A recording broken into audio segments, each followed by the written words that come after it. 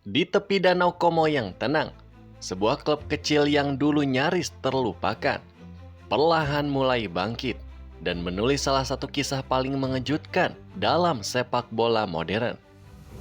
Namun di puncak kebangkitan itu, datang kabar duka yang mengguncang bukan hanya Italia, tetapi juga Indonesia.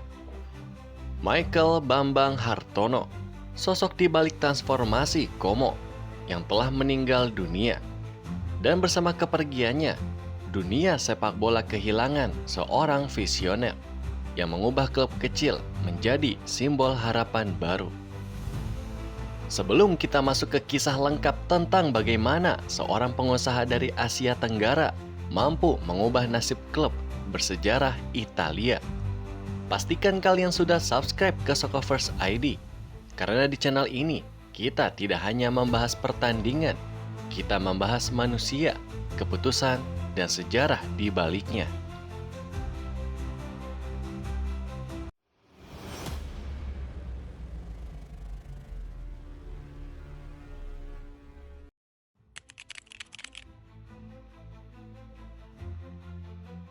Michael Bambang Hartono lahir pada tahun 1939 di Kudus, Jawa Tengah.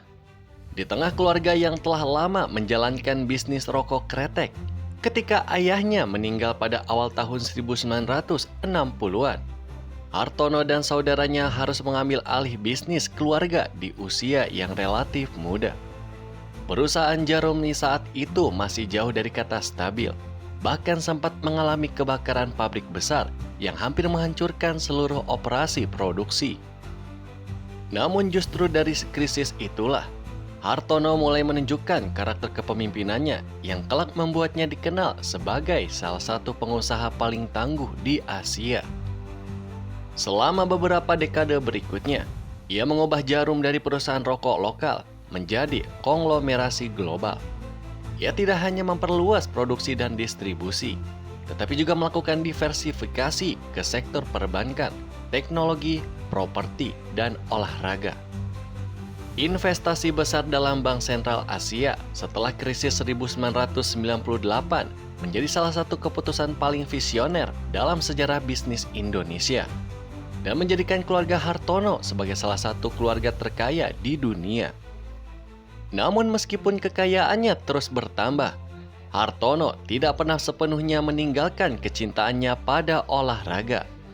Ia membangun pusat pelatihan bulu tangkis, mendukung atlet nasional, dan akhirnya memandang sepak bola sebagai proyek yang tidak hanya menguntungkan secara bisnis, tetapi juga memiliki dampak sosial dan emosional yang jauh lebih luas.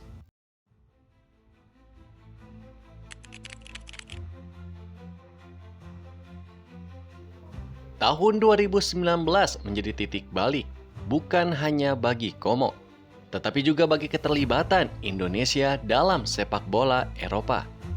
Saat itu, Como berada dalam kondisi yang menyedihkan. Klub ini baru saja bangkrut, bermain di Serie D, dan kehilangan banyak pemain serta staf karena masalah finansial yang berkepanjangan.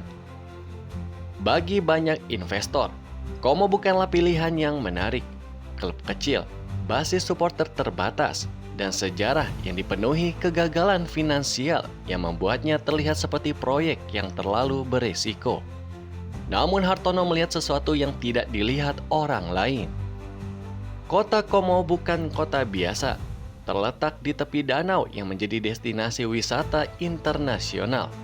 Kota ini setiap tahunnya dikunjungi oleh jutaan turis, selebritas Hollywood, dan miliarder dari berbagai negara. Dalam pandangan Hartono, klub sepak bola Como memiliki potensi untuk menjadi lebih dari sekedar tim olahraga. Ia bisa menjadi brand global yang menggabungkan antara sepak bola, pariwisata, dan gaya hidup. Melalui perusahaan investasi Sen Entertainment, Hartono bersaudara membeli klub tersebut dan mulai merancang strategi jangka panjang. Mereka tidak langsung menghabiskan uang mereka untuk membeli pemain bintang. Namun sebaliknya, mereka fokus pada stabilitas keuangan, struktur manajemen profesional, dan pembangunan identitas klub yang kuat.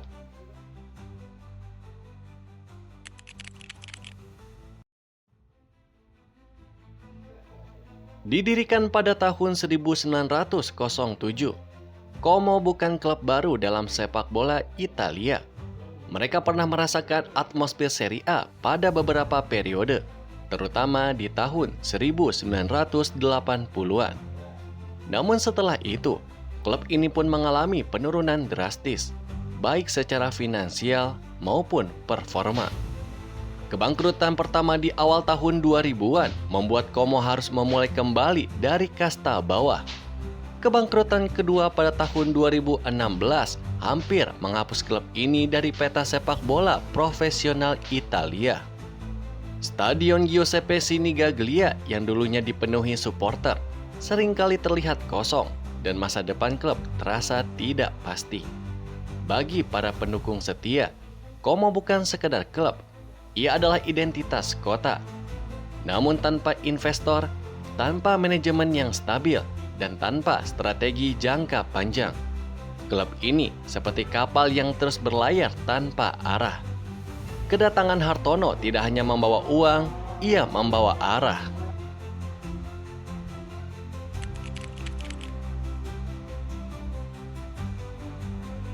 Proses kebangkitan Como tidak terjadi dalam satu musim. Ini adalah proyek rekonstruksi total yang melibatkan perubahan hampir setiap aspek klub, dari akademi, staf pelatih, sistem scouting, hingga fasilitas latihan. Hartono dan tim manajemennya memahami bahwa jika mereka ingin bertahan di sepak bola modern, mereka harus mengikuti standar klub top Eropa. Mereka mulai memperkenalkan analisis data dalam perekrutan pemain, memperbaiki kondisi stadion, dan membangun hubungan lebih dekat dengan komunitas lokal. Promosi dari Serie D ke Serie C menjadi langkah pertama yang penting. Namun tantangan sesungguhnya datang di Serie B, liga yang dikenal sangat kompetitif dan penuh tekanan. Banyak klub besar yang terjebak bertahun-tahun di sana tanpa mampu promosi. Namun Como berhasil melangkah lebih jauh. Dan pada musim 2024, mereka pun akhirnya kembali ke Serie A setelah absen lebih dari 2 dekade.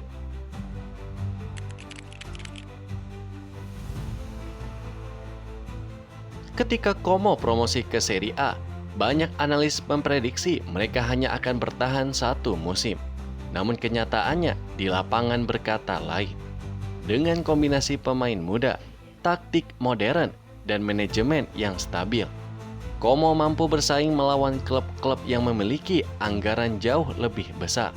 Mereka tidak hanya bertahan, mereka bahkan mampu mengalahkan tim seperti Roma, Lazio, dan beberapa kali menahan imbang klub raksasa seperti Inter Milan. Musim demi musim, Como perlahan naik ke klasemen. Dan untuk pertama kalinya dalam sejarah modern klub, mereka bahkan sempat berada di zona Liga Champions, sebuah pencapaian yang terasa mustahil hanya beberapa tahun sebelumnya.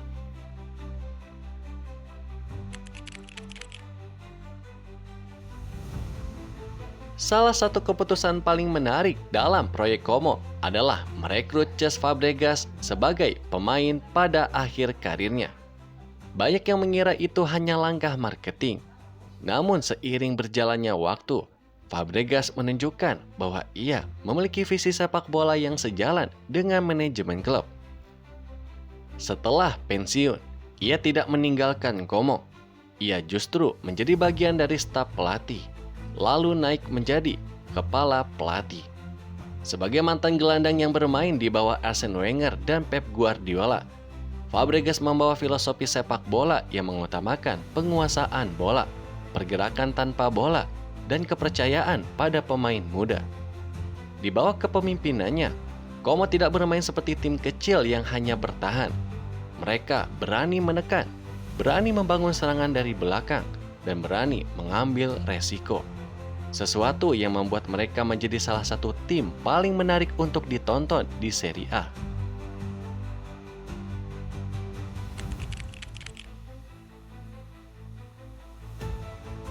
Como sering menggunakan formasi 4-3-3 yang bisa berubah menjadi 3-2-5 saat menyerang. Bek sayap naik tinggi, gelandang bertahan turun untuk membantu build up. dan winger bergerak ke dalam untuk membuka ruang bagi overlap. Pendekatan ini membutuhkan pemain yang tidak hanya kuat secara fisik, tetapi juga cerdas secara taktik. Karena itulah, Como banyak merekrut pemain muda dengan kemampuan teknis tinggi yang masih bisa berkembang. Taktik ini membuat mereka mampu mendominasi pertandingan melawan tim yang secara finansial lebih kuat dan menciptakan identitas permainan yang jelas, sesuatu yang dulu tidak pernah dimiliki oleh Como. Tidak banyak klub yang bisa mengubah citra mereka secepat Como. Dari klub yang hampir bangkrut, mereka menjadi topik pembicaraan di media internasional. Stadion mereka di tepi danau menjadi salah satu venue paling fotogenik di Eropa. Dan pertandingan Como mulai ditonton oleh audiens global. Kehadiran tokoh seperti Thierry Henry sebagai investor minoritas dan Dennis Wise dalam manajemen menambah kredibilitas proyek ini. Como tidak lagi dilihat sebagai eksperimen. Mereka dilihat sebagai model bisnis baru dalam sepak bola modern. Namun kebangkitan tidak pernah tanpa hambatan. Cedera pemain kunci, jadwal yang padat, dan tekanan media menjadi tantangan yang harus dihadapi setiap musim. Ada momen di mana Como mengalami rentetan kekalahan, dan kritik mulai muncul, apakah mereka benar-benar siap bersaing di level tertinggi. Namun berbeda dengan masa lalu, klub ini kini memiliki stabilitas finansial dan manajemen yang mampu menjaga ketenangan di tengah badai. Mereka tidak panik, mereka tetap percaya pada proses, sebuah filosofi yang sejak awal ditanamkan oleh Hartono. Pada bulan Maret 2026, dunia sepak bola dikejutkan oleh kabar meninggalnya Michael Bambang Hartono. Klub Como mengeluarkan pernyataan resmi yang menyebutnya sebagai visionary owner yang membawa klub ke era baru. Berita ini tidak hanya disorot di Indonesia, tetapi juga di Italia dan media internasional. Banyak pemain, pelatih, dan supporter yang memberikan penghormatan. Karena mereka tahu, tanpa Hartono, Como mungkin tidak akan pernah kembali ke Serie A. Dalam sepak bola, kita sering menilai kesuksesan dari trofi. Namun kisah Como menunjukkan bahwa kemenangan bisa memiliki makna yang lebih luas. Michael Hartono mungkin tidak melihat Como memenangkan Scudetto sebelum ia meninggal. Namun ia melihat klub itu bangkit, berkembang, dan dihormati. Ia melihat stadion kembali penuh, akademi berkembang, dan kota Como kembali bangga pada klubnya. Dan bagi banyak sebagian orang, itu sudah lebih dari cukup untuk disebut kemenangan. Pada akhirnya, sepak bola selalu tentang hasil di papan skor, tentang siapa yang menang dan siapa yang kalah. Namun kisah Como mengajarkan bahwa ada sesuatu yang lebih besar dari sekadar angka di layar stadion.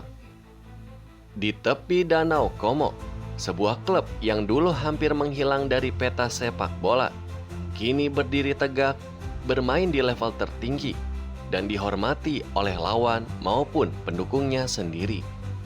Dan di balik kebangkitan itu, ada seorang pria dari Indonesia yang memilih untuk percaya pada mimpi yang tidak dilihat orang lain.